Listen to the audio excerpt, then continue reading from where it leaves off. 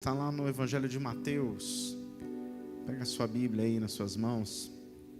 Evangelho de Mateus, capítulo de número 15. Amém? Peço que você, a partir de agora, não transite mais. Fica no seu lugar, receba a palavra do Senhor. Amém? Então vamos lá. Mateus, capítulo 15, a partir do verso de número 21. Diz assim a palavra do Senhor. Jesus saiu dali e foi para a região que fica perto das cidades de Tiro e de Sidom. Certa mulher cananeia, que morava naquela terra, chegou perto dele e gritou: Senhor, filho de Davi, tenha pena de mim. A minha filha está horrivelmente dominada por um demônio. Mas Jesus não respondeu nada. Então os discípulos chegaram perto dele e disseram: Mande esta mulher embora, pois ela está vindo atrás de nós, fazendo muito barulho. Jesus respondeu: Eu fui mandado somente para as ovelhas perdidas do povo de Israel.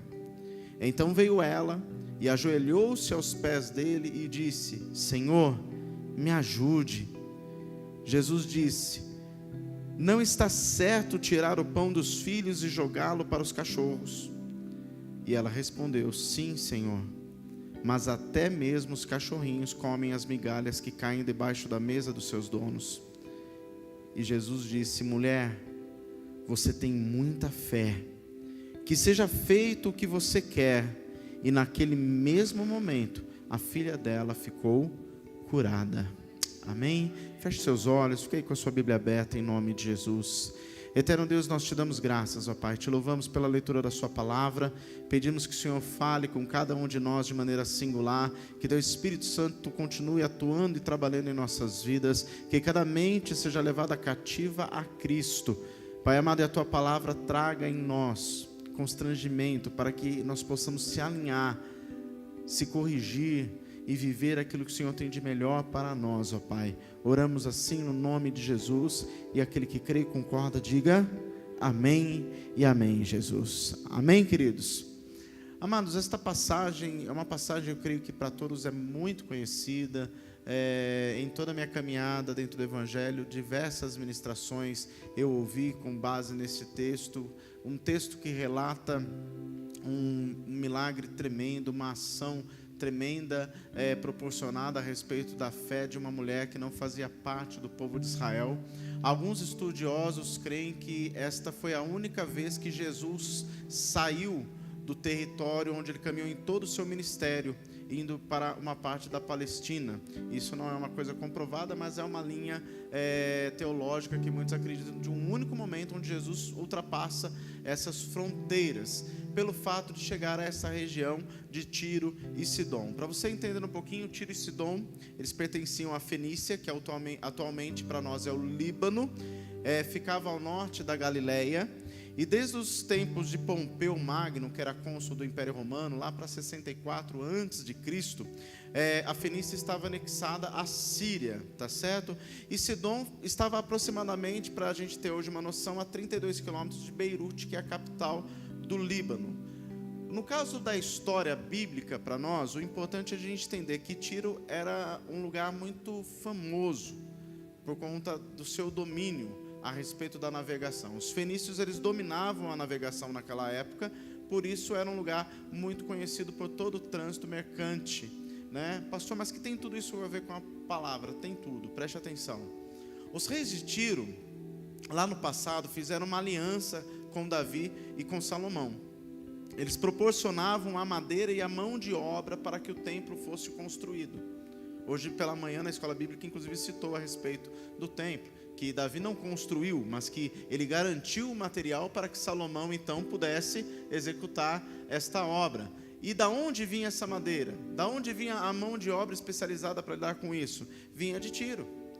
E a contrapartida qual que era? Salomão, aí já no reinado dele, enviaria tanto para o rei Irão, que era o rei vigente, como para seus sucessores, mandaria mantimentos, cereais, para que a população da cidade de Tiro tivesse então abastecimento, porque Israel tinha isto em abundância.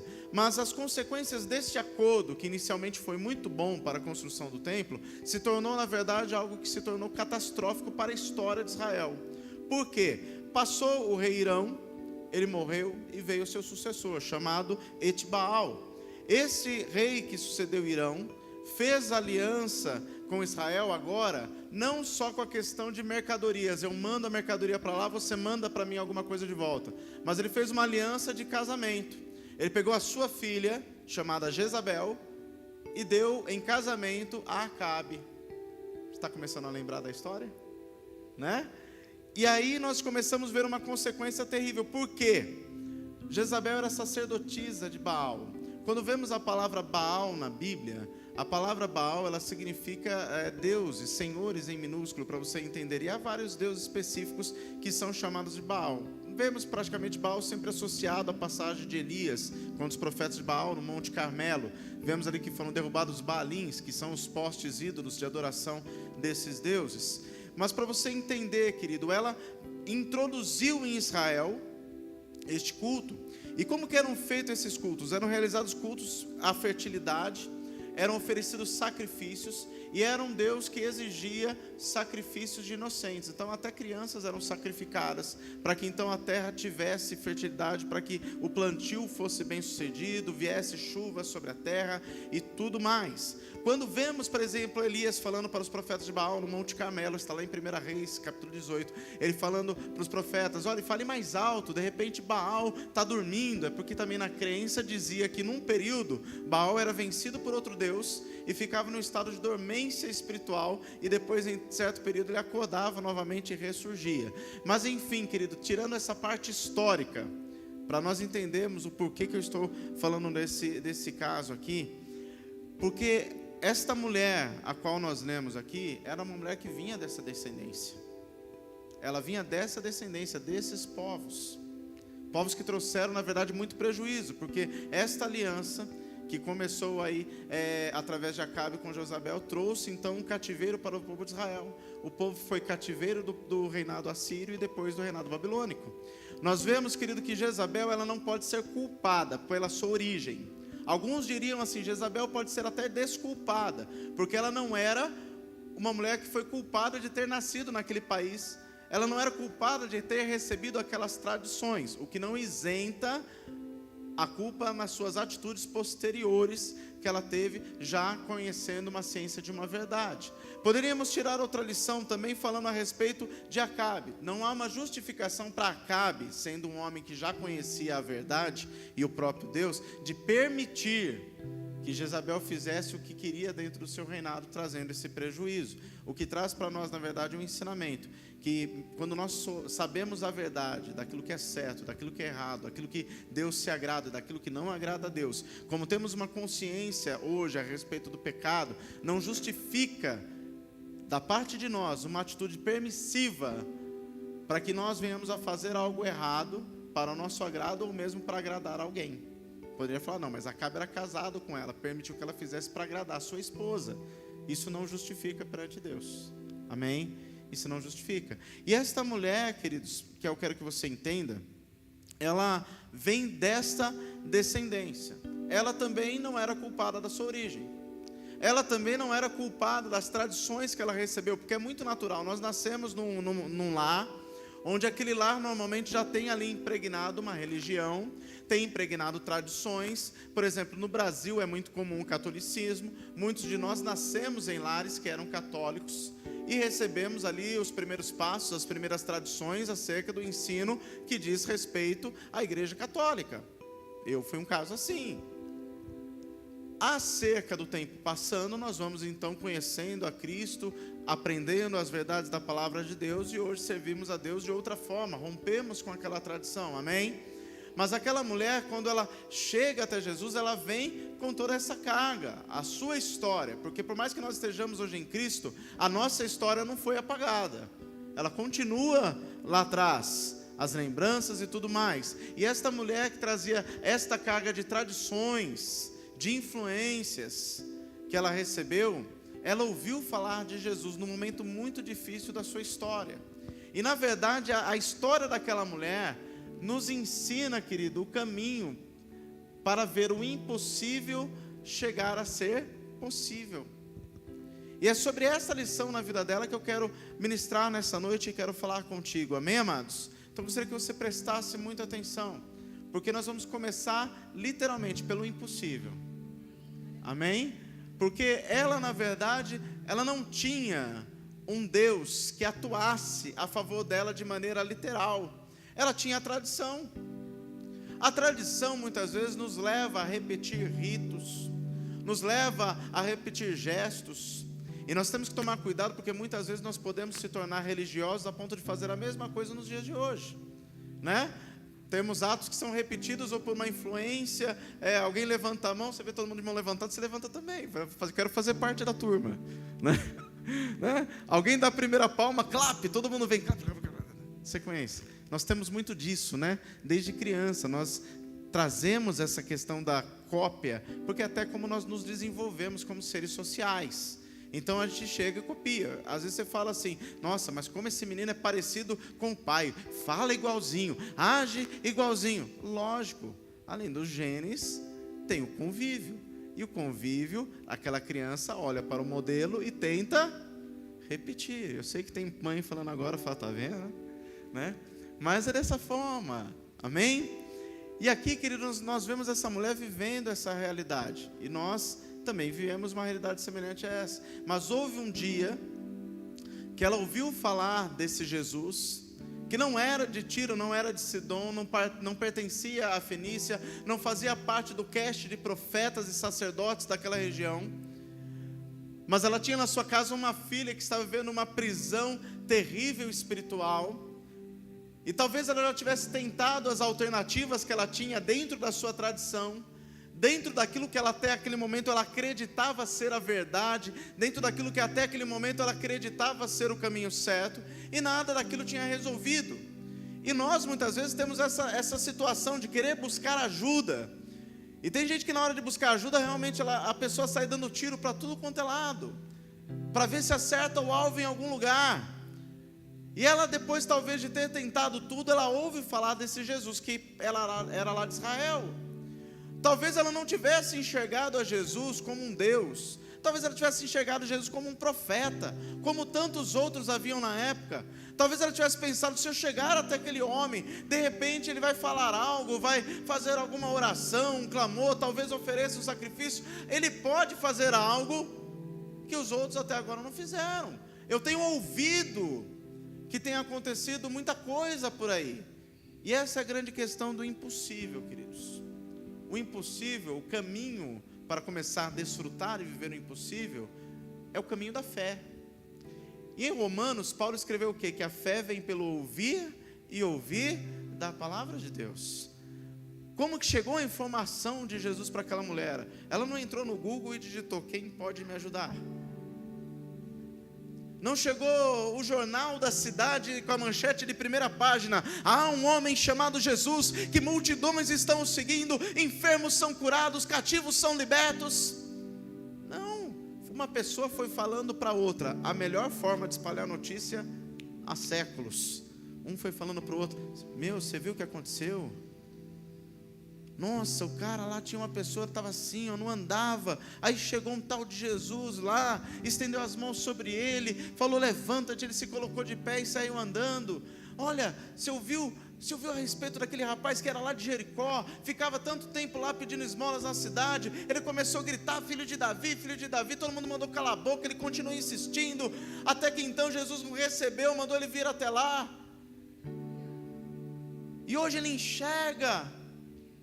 Olha, você lembra aquele tanque de Betesda que tem lá em Israel, aquele lugar que tanta gente fica lá, tem um homem que há anos estava lá, mas saiu de lá carregando a própria marca. E essas informações vão passando, como talvez também chegaram até nós. Talvez alguém um dia disse, olha, lá eu estou indo num lugar, um lugar diferente, tem uma palavra boa, pessoas têm testemunhado, têm dito daquilo que Deus tem feito, Deus tem realizado. Olha, eu estou crendo que Deus pode fazer na minha vida, pode fazer na sua também. Você está entendendo? Mesmo com as suas tradições, mesmo com a sua história, chegou uma informação nova. dentro do seu coração, a sua fé, que de repente estava lá, meio que adormecida, ou até estava mal direcionada, porque não quer dizer que não tenhamos fé, mas às vezes a nossa fé está direcionada de forma errada, está olhando para a direção errada, está firmada na direção errada. E aquela mulher então acende uma esperança no coração dela, que talvez ela pudesse ter a sua história mudada, se ela entrasse em contato com este homem. Querido, impossível, o que significa? Se a gente for pegar no nosso dicionário português, eu sempre gosto de pegar os significados, para trazer uma amplitude a respeito do assunto. Impossível significa o que não pode ser, existir ou acontecer. Impossível significa o que é difícil demais de fazer ou de conseguir. Isto é impossível, é a definição na nossa língua portuguesa. Já a Bíblia nos ensina em Hebreus 11, verso 1 ao 3, que a fé é a certeza de que vamos receber as coisas que esperamos e a prova de que existem coisas que não podemos ver. Foi pela fé que as pessoas do passado conseguiram a aprovação de Deus. É pela fé que entendemos que o universo foi criado pela palavra de Deus e que aquilo que pode ser visto foi feito daquilo que não se vê. Logo, acréscimo meu, Deus pega uma matéria-prima que se chama nada e cria tudo. Quem está me entendendo? Diga amém. Ou seja, Deus faz o sobrenatural e a fé, na verdade, nos dá caminho para isso, querido. Querido, é pela fé que nós podemos viver experiências extraordinárias. São os desafios, na verdade, que nós enfrentamos em fé que nos fazem crescer. Os desafios que nós enfrentamos com a nossa própria força não nos acrescentam nada, mas os desafios que nós encaramos e enfrentamos em fé nos amadurecem, amém? É assim que nós desenvolvemos maturidade espiritual. É assim, querido, que nós exploramos os nossos próprios limites acerca daquilo que é espiritual. Quem está me entendendo, diga amém. Tem duas citações de Charles Spurgeon, foi considerado os príncipes dos pregadores, morreu muito cedo, com um pouquinho mais de 50 anos, mas há duas citações dele fantásticas que encaixam muito bem aqui. Uma delas é a seguinte: há virtudes suas que jamais seriam descobertas se não fossem as provações pelas quais você passa. Ou seja, você só pode descobrir do que você consegue fazer, daquilo que você consegue suportar, você só descobriu talentos mediante as adversidades que você enfrentou. Às vezes, querido, uma luta faz de repente uma empresa surgir. Às vezes um desemprego faz aparecer em você talentos que você mesmo não imaginava. Quem está me entendendo? Diga amém. Então, ou seja, ninguém permanece o mesmo depois de um grande desafio. Ninguém permanece o mesmo. A cada batalha que nós vencemos, a cada etapa que é vencida, conquistada, nós experimentamos, querido, isso em nós, esse crescimento, esse amadurecimento. A segunda citação de Spurgeon, ele diz assim: não é a quantidade de fé que vai te salvar. Uma gota de água é tão verdadeira como todo o oceano. Ele está falando a respeito de fé. A tua fé não é medida pelo tamanho que você acha que tem. Ah, eu tenho fé, mesmo que ela seja pequena. Vamos colocar essa fé em ação. Ela é fé tão verdadeira como aquele que você acha que tem uma fé muito grande, porque não tem como nós medirmos a fé do A, ou do B, ou do C, amém? Mas temos que crer que Deus faz. E quando nós entendemos, querido, que Deus pode fazer, nós compreendemos que a fé é o caminho para que o impossível venha a se tornar... Não. Vou repetir. A fé é o caminho para que o impossível se torne viável. Primeiramente viável, para depois se tornar possível. Como assim, pastor? Vou explicar. O que significa viável? Aquilo que é praticável, aquilo que é provável, aquilo que é realizável. É quando algo está a seu favor. Amém? Então, ou seja, eu passo a entender assim: é impossível, mas agora que eu compreendo a fé e o que a fé pode fazer, eu passo a crer que a fé pode viabilizar e tornar possível aquilo que antes era impossível. Então vamos pegar a trajetória dessa mulher. A primeira coisa, ela sai da sua zona de conforto. Ela podia ter ficado na sua terra. Ela podia ter continuado a tentar as mesmas coisas que ela já tinha tentado. Muito claramente nós percebemos que ela iria continuar tendo o mesmo resultado, porque você só vive coisas diferentes quando você tenta coisas diferentes. Se você está fazendo da mesma forma, você vai ter sempre o mesmo resultado. Quem está me entendendo, diga amém. E aqui, querido, ela vai até Jesus. Nós percebemos que ela sai da zona de conforto, ela se esforça. Há um esforço da parte dela de ir até Ele. E nós temos uma geração hoje meio fast food, que gosta do drive-thru, gosta do delivery, né? Uma geração que às vezes até é muito imediatista, e na verdade tem que partir de nós o interesse de querer viver algo diferente. Alguém disse certa vez, Deus vai fazer tudo na sua vida e vai mudar a sua história. Não é sinônimo de fica sentado e espera. Não é sinônimo disso. Se você perceber, a palavra de Deus, ela é muito clara da bênção de Deus sobre o trabalho das nossas mãos. Você encontra de Gênesis a Apocalipse algo muito lindo, que também John Stott disse, que o trabalho, querido, não é uma questão que surgiu com a queda.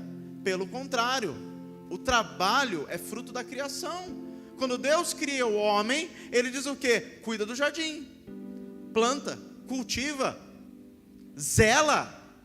E cuidar, amados, dá trabalho. Lá em casa a gente arrumou uma cachorrinha agora que o Cristian não parava de pedir. Filhotinha, pequenininha, está com uns 70 dias, né? Novinha de tudo, acorda de madrugada, chora. Você tem que ir lá, tentar fazer ela beber água, tentar fazer comer, e dar remédio, e pega no colo, amados, dá trabalho.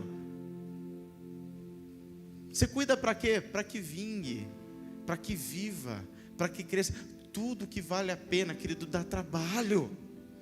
Tudo que vale a pena depende de nós nos esforçarmos mais, colocarmos uma força além. O que é esforço? É você colocar uma força além do comum.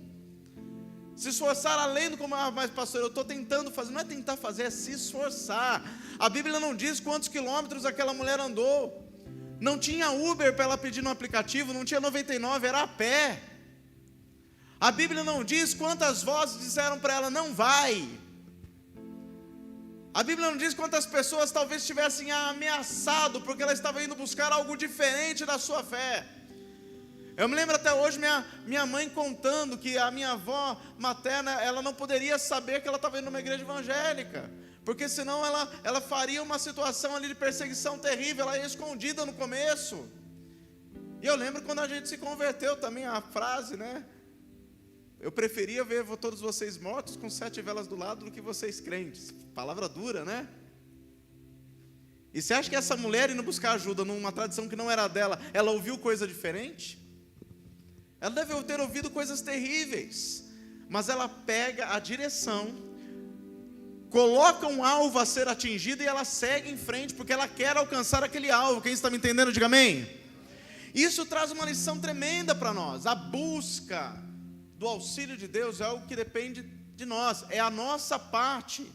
Mateus 11, verso número 28, na Bíblia, nova tradução, linguagem de hoje, diz assim: venham a mim todos vocês que estão cansados de carregar as suas pesadas cargas, eu lhes darei descanso.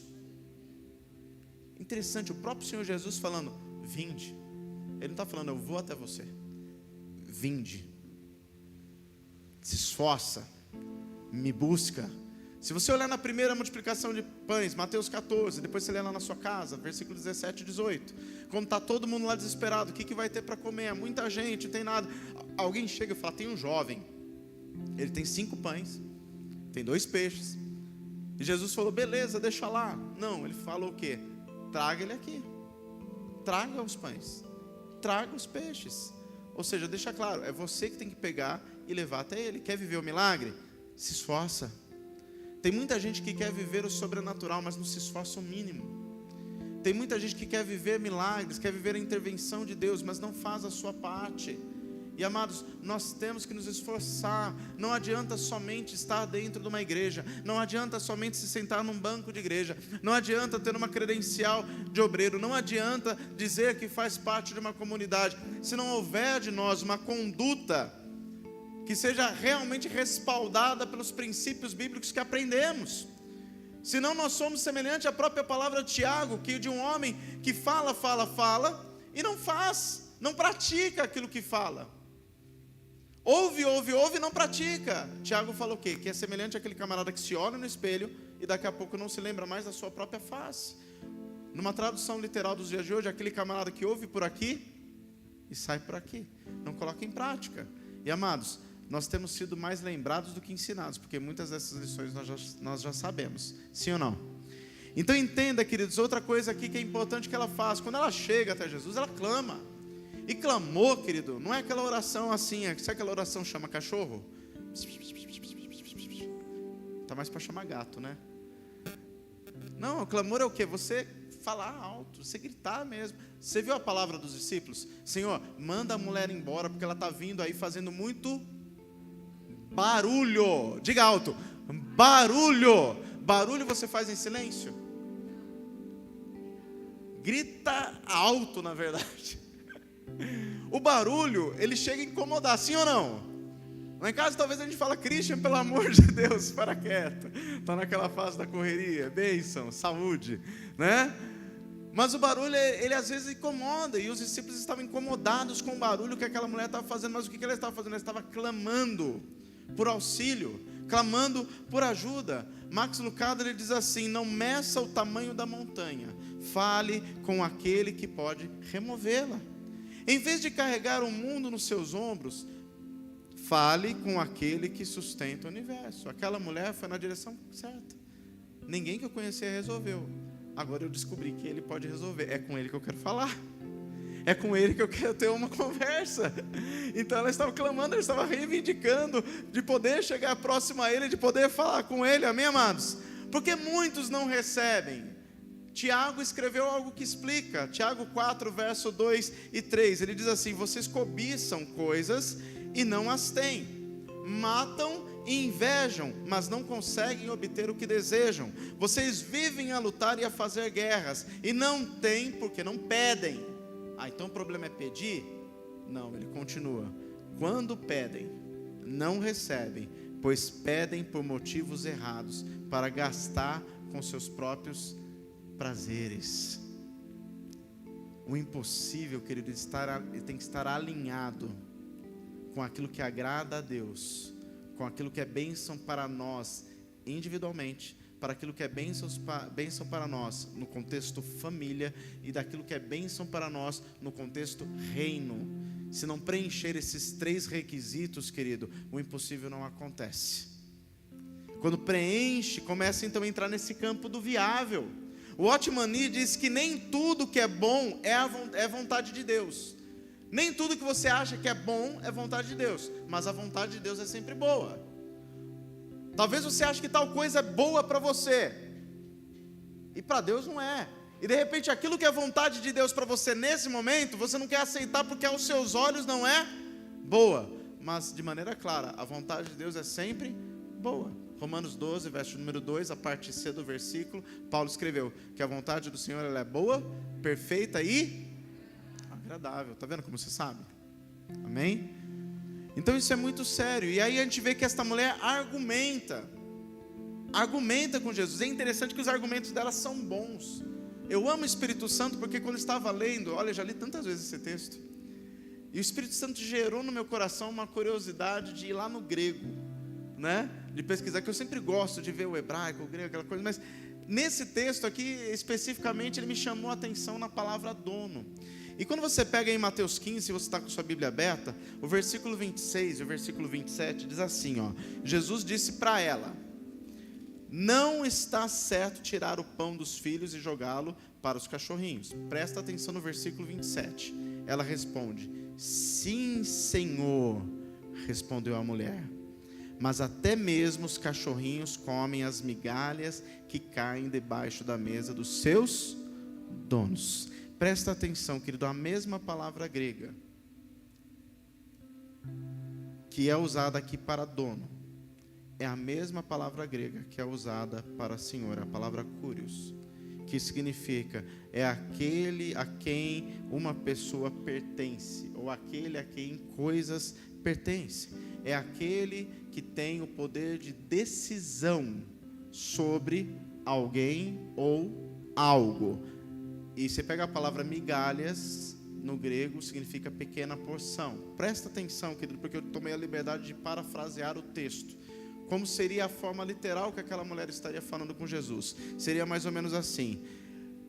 Jesus fala para ela que não é bom jogar o pão dos filhos aos cachorrinhos, e ela responde: mas até mesmo aqueles que não são de Israel, que vêm de uma origem errada, que aprenderam tradições que não são esta verdade que eu estou percebendo hoje, se crerem, experimentarão de pequenas porções que caem das mãos do seu Senhor. Ela rompe neste momento com as tradições, reconhecendo ao Senhor Jesus como Senhor, como aquele que tinha o poder da decisão sobre a situação que ela estava apresentando. Olha como o Espírito Santo é lindo. É interessante como a palavra de Deus se renova. E quando ela faz isso, rompendo com as suas tradições, rompendo talvez com as suas axiologias, porque ao longo da vida a gente vai criando axiologias. Eu acho que deveria ser assim, eu acho que deveria ser assado. Estou vendo o dia que vai alguém lançar um curso superior em axiologia, né? Parece uma faculdade EAD de axiologia, um monte de gente vai se matricular, né? O que acontece, amados? Ela cria um ambiente, na verdade, necessário para tornar o impossível viável. Com todas as suas atitudes, ela cria este ambiente que torna o impossível ser viável. E sendo o impossível viável, ele se torna então possível. Ele se torna possível. O que significa possível? Na nossa língua portuguesa, é aquilo que preenche todas as condições necessárias para ser, para existir ou para se realizar. Olha que coisa fantástica, querido. As ações daquela mulher preencheram todos os requisitos para o milagre acontecer. Era impossível. As suas atitudes tornaram o impossível viável. O viável, o ambiente sendo criado, abre caminho para aquilo que era impossível se tornar possível. E é interessante que o próprio Senhor Jesus declara: mulher, como é grande a sua fé. Jesus encontra nela, talvez, de uma nova convertida, vamos dizer assim, de uma pessoa que não vinha de um berço evangélico, de uma pessoa que não tinha horas de aula de escola bíblica dominical, de uma pessoa que não tinha currículo dentro de uma igreja, uma fé talvez maior do que ele via nos seus próprios discípulos. Tanto que Jesus libera uma palavra, e a Bíblia ela deixa de maneira implícita, mas é muito claro que ela creu. Porque o texto termina dizendo: naquele mesmo momento a sua filha foi liberta. Em algumas versões a sua filha foi curada. Amém? Então nós vemos que a fé dela gerou resultado. Ela viveu algo que era impossível, trabalhou e se esforçou para que o impossível se tornasse viável. E ela viu então aquilo que era impossível se tornar possível. E é interessante, para encerrar aqui, queridos, C.S. Lewis tem vários livros maravilhosos. Um dele muito bom para você ler é o Evangelho Puro e Simples. Mas ele disse certa vez que as dificuldades preparam pessoas comuns para destinos extraordinários. Olhe para a pessoa que está pertinho de você mesmo à distância. Diga assim para essa pessoa: saiba que as dificuldades que você já enfrentou, ou que você ainda vai enfrentar, estão te preparando para um destino extraordinário. Querido, eu creio que aquela mulher nunca mais foi a mesma, porque é impossível uma pessoa que experimenta a glória de Deus de verdade ser o mesmo outra vez. Aleluia. E eu peço a Deus que o Senhor possa realmente trazer isso na sua vida, que você possa crer naquilo que Deus pode fazer na sua vida, na sua família, na sua história, Mas não se esqueça da sua parte. Faça de tudo para tornar o impossível viável. Esse é o centro da palavra. Torne o impossível viável. E você verá aquilo que era impossível se tornar possível na sua vida, em nome de Jesus. Amém? Aplauda o Senhor Jesus, Ele é digno. Eu quero orar com você nessa noite. Gostaria que você fechasse seus olhos.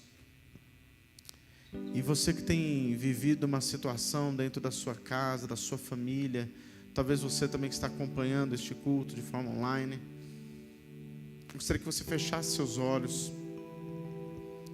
E muitas vezes nós vivemos situações assim, que são impossíveis aos nossos olhos.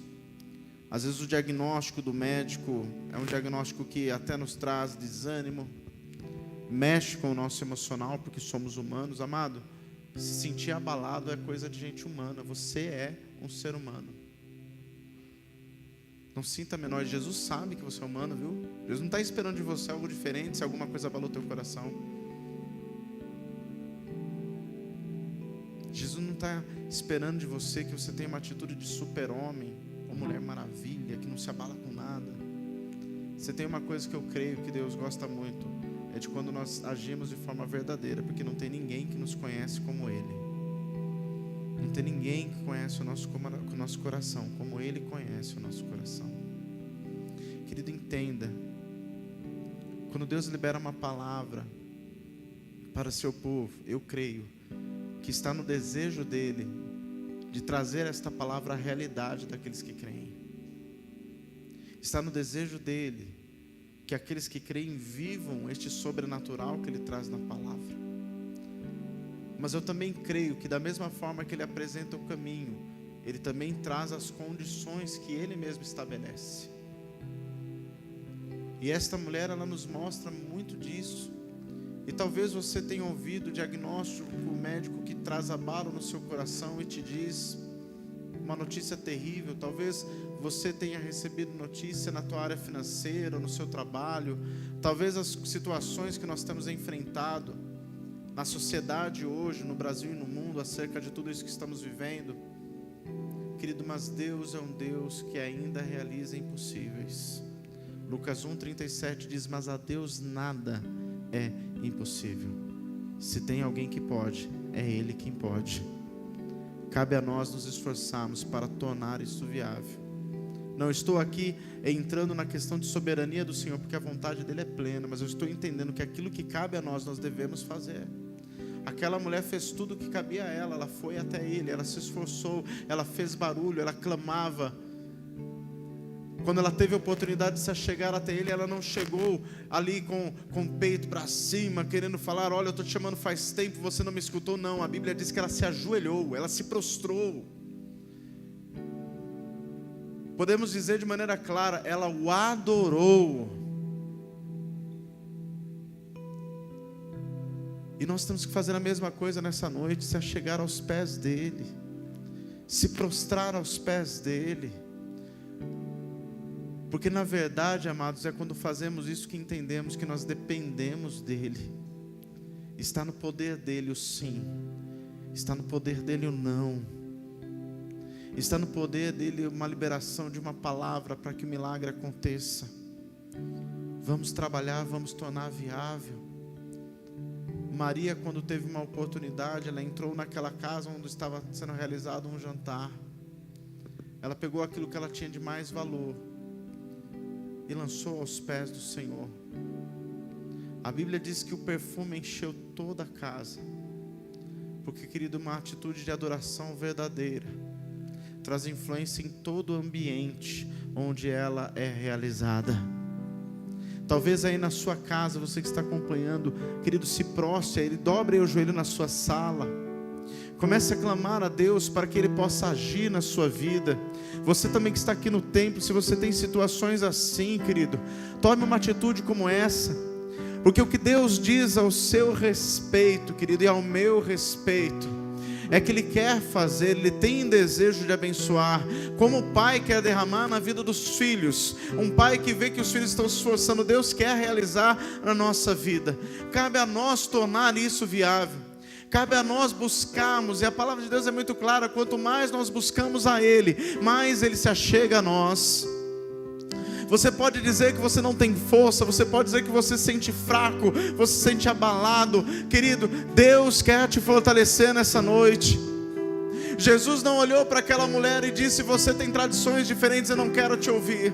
Ele apresentou a sua missão a ela, e ela argumentou com ele. Queridos, apresente ao Senhor as suas dores, apresente ao Senhor aquilo que te traz cansaço, apresente ao Senhor aquilo que te traz preocupação, apresente a Ele aquilo que tem roubado a sua paz. Coloque aos pés dele, chore aos pés dele, clame aos pés dele, peça auxílio dele, faça barulho se necessário, levante a voz se necessário. Não dê ouvidos para as vozes do inimigo que têm sido levantadas contra a sua vida. Não dê ouvidos para vozes de pessoas que não creem naquilo que Deus pode fazer. Levante a sua voz a Ele. Creia que Ele é poderoso para salvar, para restaurar, para curar, para transformar. Levante seu clamor, igreja. Clame a Ele. Clame a Ele. Coloque o seu coração no altar. Oh, traga cura, Deus. Traga restauração. Cura, Senhor, o enfermo, Pai. Devolve a função aos rins, Senhor. Restaura o coração. Liberta, Deus, do vírus da Covid, em nome de Jesus. Traz a vida a este que está desenganado. Cura, Deus, do câncer, da AIDS. Devolve a visão aos cegos. Devolve a fala àqueles que eram mudos até o dia de hoje. Levanta o teu povo, Deus, para se regozijar e te louvar pela vitória. Como aquela mulher deve ter voltado glorificando ao Senhor e contando o testemunho daquilo que ela viveu. Levanta a sua igreja no dia de hoje para voltar testemunhando do seu cuidado. Assim também apresentamos cada um desses pedidos, Deus. Entra com providência, traz cura, liberta em nome de Jesus. Coloca as suas mãos sobre cada uma dessas vidas. Diga: eu creio, eu creio. Diga a Ele: eu creio, Senhor, que Tu podes. Eu creio que o Senhor irá fazer.